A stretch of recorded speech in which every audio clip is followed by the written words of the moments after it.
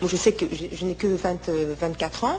J'ai mon époux qui a 12 ans de plus que moi. J'ai beaucoup à apprendre de lui. Mais aussi l'homme à apprendre de sa femme. C'est pas un enseignement mutuel. J'ai ressenti ça comme une dictature. Il fallait que je fasse telle chose, que je pense comme lui, que j'agisse comme lui. Il fallait même que je devine ses pensées. Il arrive un moment que je ne supportais plus cette situation et j'ai demandé le divorce.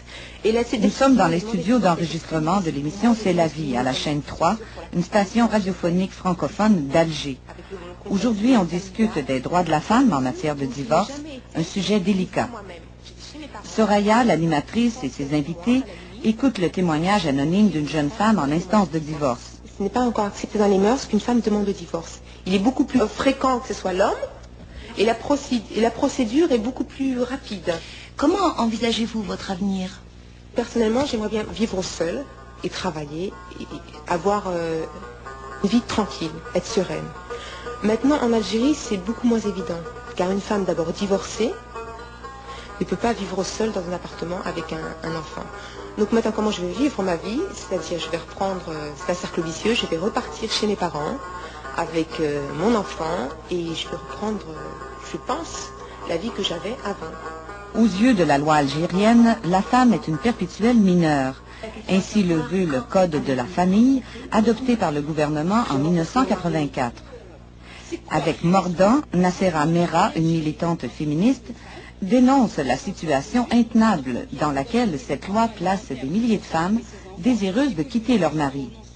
Notamment cette clause exigeant de la femme, et ce n'est pas réciproque pour l'homme, la preuve pour divorcer que son époux n'a pas partagé sa couche pendant plus de 4 mois.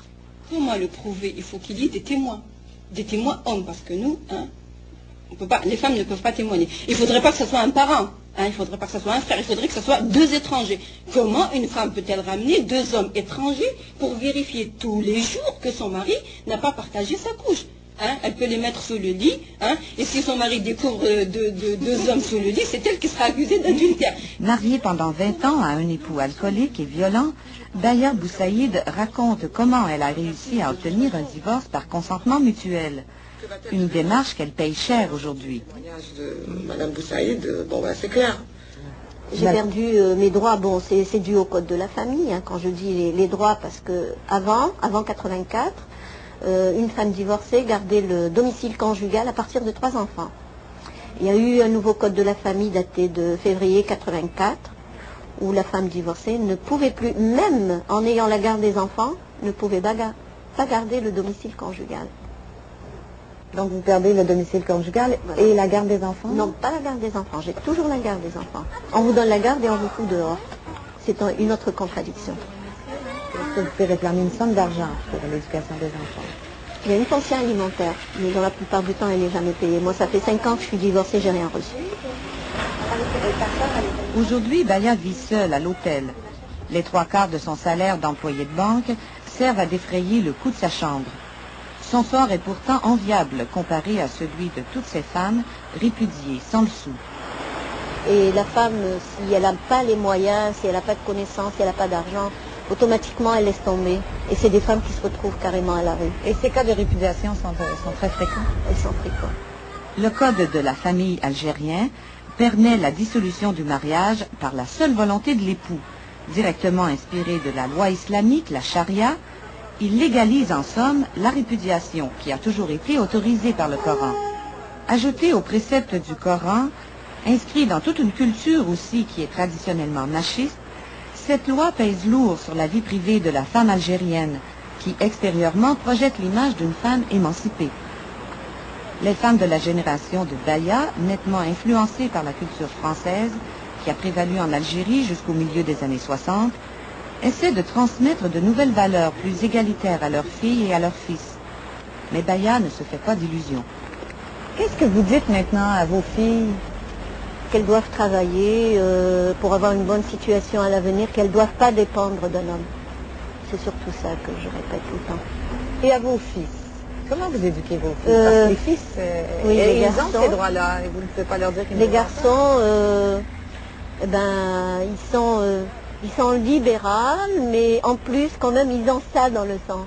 C'est le vrai Algérien. C'est une femme pour lui, c'est une femme. Ils ne sont pas contre le mariage, ils ne sont pas contre l'indépendance de la femme. La femme doit travailler, c'est vrai, elle doit acquérir sa liberté, tout ce qui s'ensuit, mais c'est limité. On doit être vous remarier avec un Algérien, un Arabe? Jamais. Un Arabe en général, non. Jamais. Quel qu'il soit, jamais je le ferai. Vous craindriez? Je les vois, oui, je les vois tous de la même façon. Ils sont tous les mêmes. C'est un peu fort, mais enfin, ils ont ça dans le sang. Ils ont beau être intellectuels, oui, mais ils sont tous pareils. Ils sont égoïstes. Voilà le défaut qu'ils ont. Il ne faut pas voir le divorce de cette façon. Mais le divorce n'existe pas qu'en Par Algérie. exemple, vous voulez dire que la femme peut avoir le droit de divorcer comme l'homme. Pourquoi l'islam il a mis ça? Pourquoi il a donné le droit au divorce à l'homme? Parce que si on donnait ce droit à la femme, aucune femme ne restera dans sa famille. Parce que premièrement, elle est plus sentimentale et très vite elle pourrait dire que je veux divorcer. Alors que l'homme, avant de divorcer, il pensera plus que la femme avant de divorcer. Donc vous êtes d'accord finalement pour cette limite du droit de divorce? Les femmes n'ont pas le droit de divorce comme les hommes.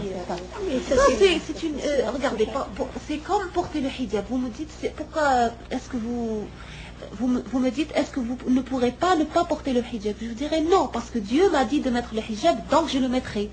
Ce sera la même chose pour le divorce ou bien la polygamie. Dieu m'a dit que la polygamie est une autorisation, c'est pas une obligation. Ça, vous devrez... Cette jeune fille et ses compagnes, c'est l'autre visage de la femme algérienne. Celui qui aujourd'hui dit non à la culture occidentale et à son modèle d'émancipation de la femme. Notre société, elle est touchée par la civilisation occidentale. Elle a perdu beaucoup de sa personnalité islamique, musulmane. Aussi, nous devons, parmi ses buts, faire comprendre à la femme algérienne que que notre religion islamique, l'islam, lui donne tous ses droits et qu'aussi l'islam aussi cherche, à connaître, après qu'elle connaisse l'islam, elle pourra aussi connaître ses droits, elle pourra aussi participer au développement de la société.